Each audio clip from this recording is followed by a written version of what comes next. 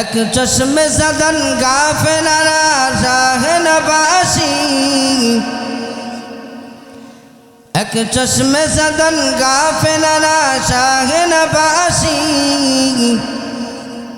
शायद कुनगा है कुनगा कार नवासी, शायद कुनगा है कुनगा कार नवासी। मैं दूर हूँ मजबूर हुआ सैयद आलम, मैं दूर हूँ मजबूर हुआ सैयद आलम, दीदार दिखाते नहीं आवाज सुना दो, दीदार दिखाते नहीं आवाज सुना दो। मोहम्मद अरबी हया नबी रास्ते पे शुआ, मोहम्मद अरबी हया नबी रास्ते पे शुआ, आलम हुआ उजसी पैदाइश के उजाला, आलम हुआ उजसी पैदाइश के उजाला। शफीउल उलूम हमारा नबी रोज क़ियामत, शफाअत करेगा अल्लाह के पास गुनाहगार उम्मत, शफाअत करेगा अल्लाह के पास गुनाहगार उम्मत। আমার আপনার দুই কাঁধে তো কিরামান কাতিবিন আছেন, দুইজন সম্মানিত ফেরেশতা আছেন, তারপরেও আল্লাহ পাক রহমতের ফেরেশতা দ্বারা আমার আপনাকে বেষ্টন করে রাখেন। বেষ্টন করতে করতে আল্লাহ রব্বুল আলামিন এরকম ফেরেশতাদেরকে লাগায় দেন আমাদের কাছে।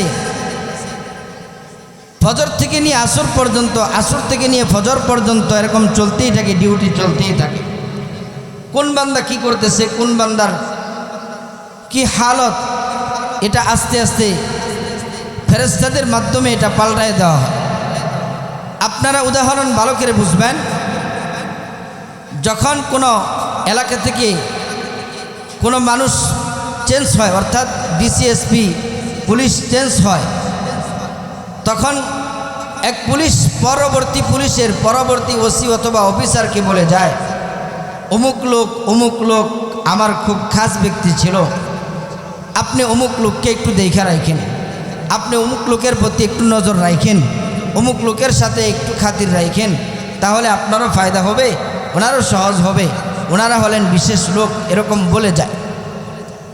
ঠিক তেমনিভাবে আল্লাহ পাকের ফেরেশতারা যারা আছে তারাও এরকম আগের ডিউটিওয়ালা ফেরেশতারা পরের ডিউটিরত ফেরেশতাদেরকে বুঝিয়ে দিয়ে যায়, অমুক অমুক বান্দা আমার, অমুক অমুক গোলাম আমার, অমুক অমুক আল্লাহর বান্দাগুলা আল্লাহ পাকের বেশি আশেক, আল্লাহর বেশি গুণগান গায়, আল্লাহ পাকের তাসবিহ তাহলিল বেশি করে, নেক কাজের প্রতি উদ্বুদ্ধ থাকে বেশি, তারা নেক কাজ করে বেশি, তাদেরকে একটু তোমরা দেখা রাখো। এ কারণে নবী আলাইহিস সালাতু ওয়াস সালাম ডাক দিয়ে বলেন, ও আমার উম্মতেরা ভালো করে শুনিয়ে নাও, দুনিয়ার মধ্যে কোনো কোরআনের মজলিস যদি কায়েম হয়, দুনিয়ার মধ্যে যদি কোনো হাদিসের মজলিস কায়েম হয়, ওই মজলিসগুলো আমি আল্লাহর কাছে অনেক দামি হয়ে যায়। রাসূল কারীম সাল্লাল্লাহু আলাইহি ওয়াসাল্লাম বলে গেছেন, লা ইয়াকুদু কওমুন ইয়াযকুরুনাল্লাহ ইল্লা হাফাতুহুমুল মালাইকা ওয়া গাশিয়াতুহুমুর রাহমা ওয়া নাযালাত আলাইহিমুস সাকিনা ওয়া যাকারাহুমুল্লাহু ফী মান ইনদা। ফেরেশতারা বেষ্টন দিতে থাকে, কোরআনের মজলিস যখন হইতে থাকে, আল্লাহ রাব্বুল আলামিনের ফেরেশতারা একের পর এক কাঁধের উপর কাঁধে দিয়া আসমান পর্যন্ত চলে যায়, আসমান পর্যন্ত চলে যায়। আসমান পর্যন্ত যখন চলে যায়, আল্লাহ পাক তাদেরকে জিজ্ঞেস করতে থাকে, ও আমার ফেরেশতারা তোমরা এত তাড়াহুড়া করছো কেন, এত তাড়াহুড়া কেন তোমাদের, এত তাড়াহুড়া করছো কেন, হুলস্থুল কণ্ঠ কেন তোমরা? ফেরেশতারা জবাব দেয়, অমুক জায়গায় কোরআনের মজলিস হচ্ছে, অমুক জায়গায় কোরআনের মজলিস হচ্ছে, হাদিসের আলোচনা হচ্ছে, আপনি এবং রাসূলের আলোচনাগুলো হচ্ছে, সেখানে আমরা গেছিলাম।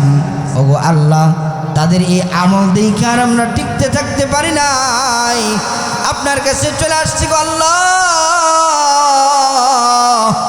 আল্লাহ পাক তাদেরকে তখন জিজ্ঞেস করবে, ও ফেরেশতারা, তারা কি চায়? তারা যে একত্রে এক জায়গায় বসেছে, একত্র করে এক জায়গায় প্যান্ডেলের নিচে বসে গেছে, যেখানে কোনো ভালো বিছানা নাই, যেখানে কোনো ভালো চেয়ারের ব্যবস্থা নাই, মাটির উপরে একটা চট বিছানো, শুধু ওই চটের উপরে তারা বসে আছে, আবার ওই চটের মধ্যে আবার ময়লাও লাগানো আছে, কিন্তু তার উপরেও আবার বসে আছে। তারা কি চায়? আল্লাহর ফেরেশতা ডাক দিয়ে বলে, ওগো মালিক, তারা আপনাকে চায়, তারা আপনার জান্নাত চায়, তারা আপনার জাহান্নাম থেকে বাঁচতে চায়। ও মালিক, তাদেরকে আপনি জান্নাত দেন, তাদেরকে আপনি জাহান্নাম থেকে বাঁচান, তাদেরকে আপনার সাক্ষাৎ দেন, তারা আপনাকে চায়। আল্লাহ পাক ডাক দিয়ে বলবে, ফেরেশতারা রে, তারা কি আমাকে কখনো দেখছে নাকি? তারা কি আমার জাহান্নাম কখনো দেখছে নাকি? তারা কি আমার জান্নাত কখনো দেখছে নাকি? ফেরেশতা ডাক দিয়ে বলবেন, না মালিক, না, আপনাকে কখনো দেখে নাই, আপনার জান্নাত কখনো দেখে নাই, আপনার জাহান্নামও কখনো দেখে নাই।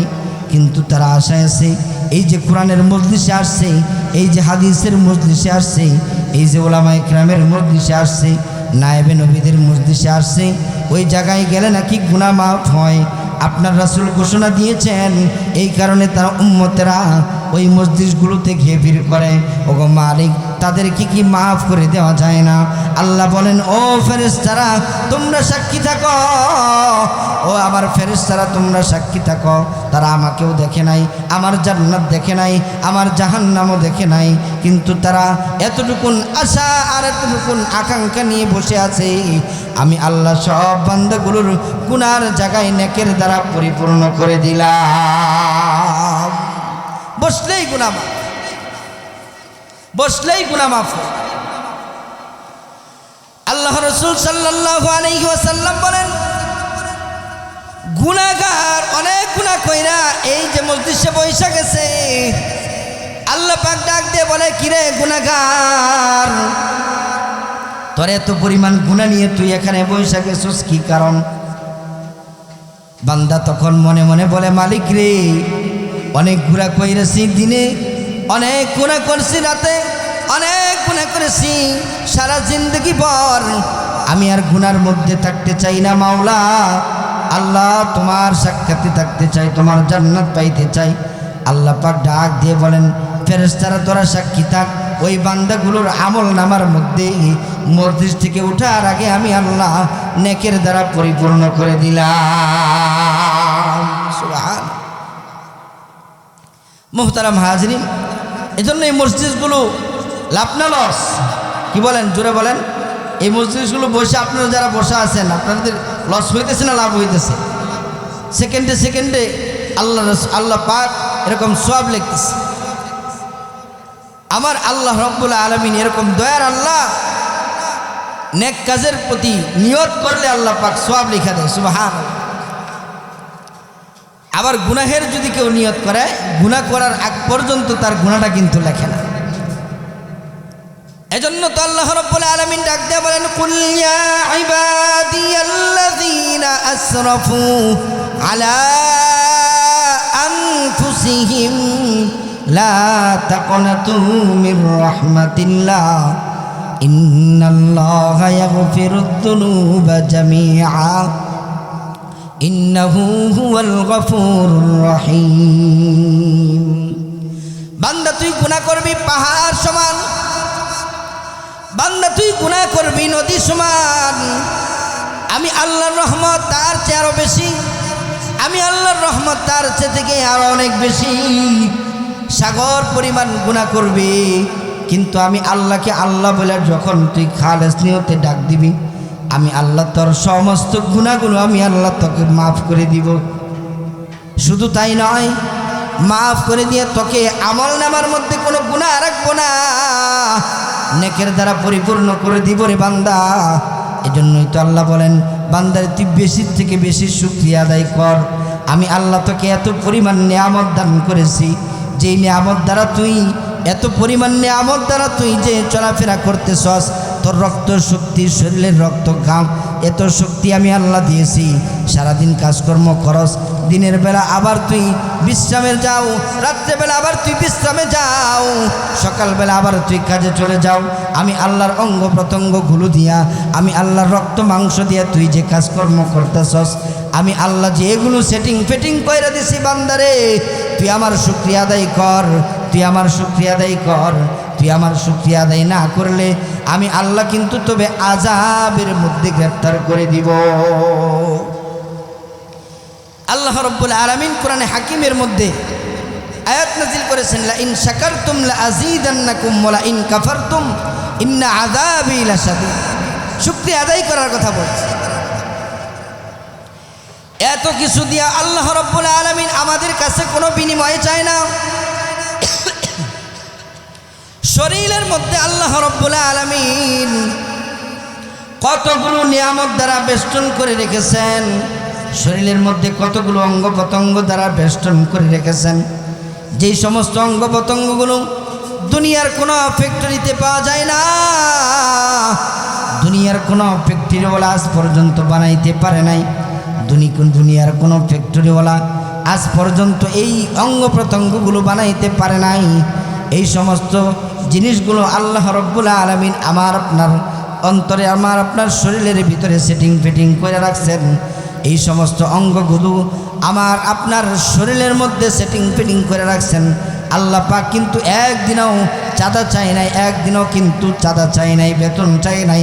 আল্লাহ বলছে শুধু তুই ওয়ালাকাদ কাররামনা বানি আদম ওয়া হামালনাহুম ফিল বাররি ওয়াল বাহরি ওয়া রাযাকনাহুম মিনাত তাইয়্যিবাত। আমি আল্লাহ এত সুন্দর করে তোরে বানাইয়া তোকে সম্মানিত করে বানাইলাম, বান্দারে তুই শুধু আমার ইবাদত করবি। ওমা খালাকাতুল জিন্না ওয়াল ইনসা ইল্লা লিয়াবুদুন। শুধু তুই আমার গোলামি করবি, আমার গোলামি শুধু করবি। আমি আল্লাহ তোর উপর রাজি থাকবো, খুশি থাকবো। তোর কোনো চাঁদা লাগবে না, তোর কোনো কিছু লাগবে না, তোর কোনো বেতন যাব না, আমি তোর কাছ থেকে কিছুই চাইবো না। শুধু তোর কাছে আমি আল্লাহর গোলামি চাই, আমি আল্লাহর গোলামি চাই তোর কাছ থেকে। এজন্যই তো আল্লাহ রাব্বুল আলামিন কোরআনে হাকিমের মধ্যে বলছেন, শুকরিয়া আদায় না করলে আমি আল্লাহ গজবের মধ্যে ফেলবো। কারণ আল্লাহ রাব্বুল আলামিন এই পরিমাণ নিয়ামত আমাদেরকে দিয়েছেন, যেই নিয়ামত কুল্লাউ কানাল বাহরু মিদাদান লিকালিমাতি রাব্বি লানাফিদাল বাহরু ক্বাবলা আন তানফাদা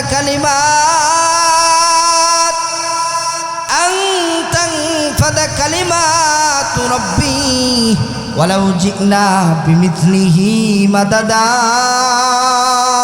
আমি আল্লাহ দান করছি, এত পরিমাণ নিয়ামত আমি আল্লাহ দান করছি, যেই নিয়ামত দ্বারা তুই গুণে শেষ করতে পারবি না রে বান্দা। এত পরিমাণ নিয়ামত আমি আল্লাহ দান করছি, সারা দুনিয়ার গাছের ডাল যদি কলম হয়ে যায়, আর সমস্ত সাগরের পানিগুলো যদি কালি হয়ে যায়, জমিনটা যদি খাতা হয়ে যায়, একটুও শেষ করতে পারবি না রে। সব মানুষ মিলে যদি লেখা শুরু করস, আমি আল্লাহর নিয়ামত লেখা শেষ করতে পারবি না। এত পরিমাণ নিয়ামত আমি আল্লাহ পাক তোকে দান করছি। মুসা আলাইহিস সালাতু ওয়াস সালামের যুগে আল্লাহ রাব্বুল আলামিন এক ফেরেশতাকে পাঠায়া এরকম পরীক্ষা করতেছে কিছু বান্দাকে এরকম পরীক্ষা করতেছে, যে বান্দাগুলোর কিছুই ছিল না, হাত পাও ছিল না, ধন সম্পদ ছিল না, তাতে চক্ষু ছিল না, মাথা ছিল না, এরকম করে কিছু মানুষকে পরীক্ষা করতেছে। এক বান্দার কাছে আসছে, যেই বান্দার কোনো ধন সম্পদ ছিল না, যেই বান্দার কোনো ধন সম্পদ ছিল না, আল্লাহ রাব্বুল আলামিনের ফেরেশতা তার কাছে এসে বলতেছে, তোমাকে আমি একটা ওট দিব, তোমাকে আমি একটা বকরি দিব, তুমি এই বকরি থেকে তুমি অনেক কিছু করতে পারবা, তুমি অনেক কিছু করতে পারবা। আল্লাহ রাব্বুল আলামিন তোমাকে একটা ওট দান করবে, তোমাকে এই ওটটা দিলাম, তোমাকে আমি ওটটা দান করলাম, তুমি ওটা থেকে অনেক কিছু করতে পারবা, অনেক বড় হইতে পারবা, অনেক ধনী হইতে পারবা। কিছুই তার ছিল না। আল্লাহ রাব্বুল আলামিন পরীক্ষা করতেছেন ওই বান্দাকে, যেই বান্দার কিছুই ছিল না, সম্পদও ছিল না। আরেক বান্দাকে হাত পাও কিছুই নাই, মাথাটা শুধু আছে আর দেহটা আছে। ওই বান্দাকেও পরীক্ষা করতেছেন। বান্দাকে সব কিছু দেওয়ার পরে আল্লাহর ফেরেশতা ডাক দিয়ে বলে, বান্দারে তোমার তো কিছুই নাই, তোমার যদি হাত পাও হয়, তোমার যদি পা হয়, হাত হয়, তোমার কতই না ভাগ্য হবে। বলে হ্যাঁ, আমি আর দুনিয়ার অন্য কিছু চাই না, আমার হাত পাও যদি হয়ে যায় তাহলে তো ভালোই হবে। দুনিয়ার চলন করে আমি খেতে পারবো, চলতে পারবো, অনেক নিয়ামত হবে, অনেক শুকরিয়া হবে। আরেক বান্দাকে গেছে যার চক্ষু নাই, দুনিয়াতে দুনিয়ার সাদা না কালো, রঙিন না কালো, এটা তো দুনিয়ার কেউ আশপাশ সে দেখতে পায় না। বান্দাকে গিয়ে বলতেছে, ও আল্লাহর বান্দা, আল্লাহর ফেরেশতা ডাক দিয়ে বলে, তোমাকে আমি যদি একটা চক্ষু দেই, তুমি যদি দেখতে পাও তাহলে তুমি কেমন খুশি হবা? আল্লাহর বান্দা বলে, অনেক অনেক খুশি হব, অনেক অনেক খুশি হব, শুধু খুশি না শুকরিয়া আদায় করব। এরকমভাবে কিছু বান্দাকে পরীক্ষা করার পরে ফেরেশতা আরেক দিন আইসা ওই যে প্রথম জন যাকে একটা বকরি দান করা হয়েছিল, ওই বকরিটা এখন বছর ঘুরে অনেকগুলো বকরি হয়েছে, অনেকগুলো বকরির পাল হয়েছে, এখন সে ধনাঢ্য ব্যক্তি, ধনীমান। আরেক বান্দা যার কোনো রোগ, এরকম হাত পাও ছিল না, রোগে ভরা ছিল, তার কাছে আইসাও আবার ফেরেশতা জিজ্ঞাসা করতেছে। আবার ওই যে যার কোনো কিছুই অঙ্গ প্রত্যঙ্গ ছিল না, তার কাছে আইসা জিজ্ঞাসা করতেছে। প্রথম ব্যক্তিকে যখন জিজ্ঞাসা কইরা হইল, হে অমুক, তোমার তো কিছুই ছিল না, আজকে তো তুমি অনেক কিছু ধন সম্পদের অধিকারী হইলা, আজকে তুমি তো অনেক ধন সম্পদের অধিকারী হইলা, আজকে তো তুমি অনেক ধন সম্পদের অধিকারী, তুমি আজকে আল্লাহর পথে কিছু দান করো। লোকটা ডাক দিয়ে বলে, আপনাকে চিনি না, আমার তো আমি বাপ দাদার বংশ থেকেই আমি এরকমভাবে অনেক ধনী ছিলাম, আমি বাপ দাদার থেকেই অনেক ধন সম্পদের মালিক, আমার তো ছোটকাল থেকে আমার ধন সম্পদের মালিক আমি। অথচ যেই ফেরেশতা তাকে এরকমভাবে জিনিসগুলো দিয়া তাকে পরীক্ষা করতেছে, ওই ফেরেশতাই কিন্তু আইসা আবার আল্লাহর পক্ষ থেকে আইসা ওই ফেরেশতাগুলোর মধ্যে, ওই বান্দাগুলোর মধ্যে পরীক্ষা নিরীক্ষা করতেছে। আল্লাহ রাব্বুল আলামিন ওই ফেরেশতা যে পাঠাইলেন, ফেরেশতা আইসা ডাক দিয়ে বলতেছে, ও বান্দা, তোমার তো কিছু ছিল না, তোমার তো ঝুপড়ির ঘর ছিল শুধু, তুমি আজকে ধনাঢ্য মালিক, অনেক ধন সম্পদের অধিকারী হয়ে গেছো, তোমার কি কিছুই ছিল না, তুমি কি এটা বিশ্বাস করো নাকি? বলে না, বিশ্বাস করতে চায় না, নিয়ামত পাইয়ে অস্বীকার করে। বর্তমান সমাজে দেখবেন কিছু মানুষ আছে যারা আগে এক সময় একদম মানে ভিক্ষা করে খাইতো, এখন ধনী হইয়া এখন আর কিছু তার নিচের যারা আছে সবাইকে ভুলে যায়। সমাজে এরকম অহরহ মানুষ, ছোট্ট কালে সে মানুষের বাড়ি কান মজুর দিয়ে খাইতো, আর আজকে ধন সম্পদের মালিক হইয়া নিচের মানুষকে কাউরে চিনে না। এরকম না শুকরিয়া না ফরমান বান্দা আছে না নাই? অনেক আছে।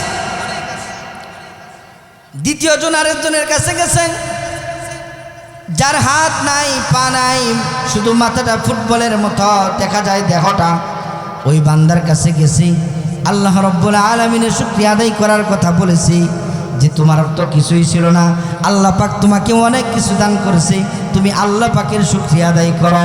ওই বান্দা অস্বীকার করে তারপরে তৃতীয় বান্দার কাছে যায়।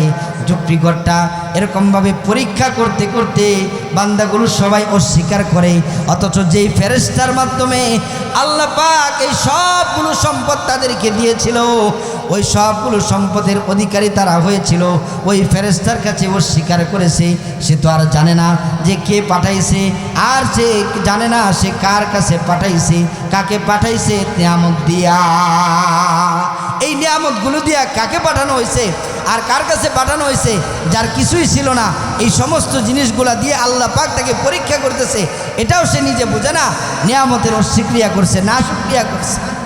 না শুকরিয়া করার কারণে ধন সম্পদ ছিনায় নেয় আল্লাহ পাক, না শুকরিয়া করার কারণে আযাব গজব দিয়া মাল সম্পদ ধ্বংস করে দেয় আল্লাহ পাক। যখন ইশারা করেন তখন সব কিছু নষ্ট হয়ে যায়। এজন্য শুকরিয়া আদায় করা থেকে বিরত থাকা নয়, আমাদের শুকরিয়া আদায় করতে হবে। এক নম্বর কথা আমার এক নম্বর কথা হলো যে আমাদের শুকরিয়া আদায় করবে। আমাকে আল্লাহ পাক ধন সম্পদ দান করেছে, আমাকে সুন্দর সুঠাম দেহের অধিকারী বানাইছে। আমার শুকরিয়া আদায় করার ছাড়া বিকল্প কোনো রাস্তা আমার নাই, আমার শুকরিয়া আদায় করতে হবে। দ্বিতীয় নাম্বার কথা হলো, আমি আপনাদেরকে যেটা বলতে চাই, আয়াত পড়েছি, কুল হাল ইস্তাবিল্লাযীনা ইয়ালামুন ওয়াল্লাযীনা লা ইয়ালামুন ইন্নামা ইয়াতাযাক্কারু উলুল আলবাব। অন্যত্র আল্লাহ বলেন, ইরফাইল্লাহুল্লাযীনা আমানু মিনকুম ওয়াল্লাযীনা উতুল ইলমা দারাজাত। তোমাদের যাদের মধ্যে ইলম দান করা হয়েছে, তোমাদেরকে যাদেরকে ইলমে দ্বীনের নববী, ইলমে নববীর ইলম দান করা হয়েছে, তাদেরকে আমি আল্লাহর কাছে অনেক দামি বানানো হয়েছে। সুবহান। রাসূল করিম সাল্লাল্লাহু আলাইহি ওয়াসাল্লামকে কোরআনে হাকিমের আয়াত দিয়া আল্লাহ পাক বলেন, কুল, হে নবী আপনি বলে দিন, হাল ইস্তাবিল্লাযীনা ইয়ালামুন ওয়াল্লাযীনা লা ইয়ালামুন ইন্নামা ইয়াতাযাক্কারু উলুল আলবাব। ওগো নবীজি আপনি বলেন, যারা জানে এবং যারা জানে না তারা কি সমান হতে পারে? আল্লাহ আবার পরেই বলেন, সওয়াল কইরা আবার নিজেই উত্তর দিয়ে দেন, কুল হাল ইস্তাবিল্লাযীনা ইয়ালামুন ওয়াল্লাযীনা লা ইয়ালামুন ইন্নামা ইয়াতাযাক্কারু উলুল আলবাব। শিক্ষা গ্রহণ করার কথা বলতেছে।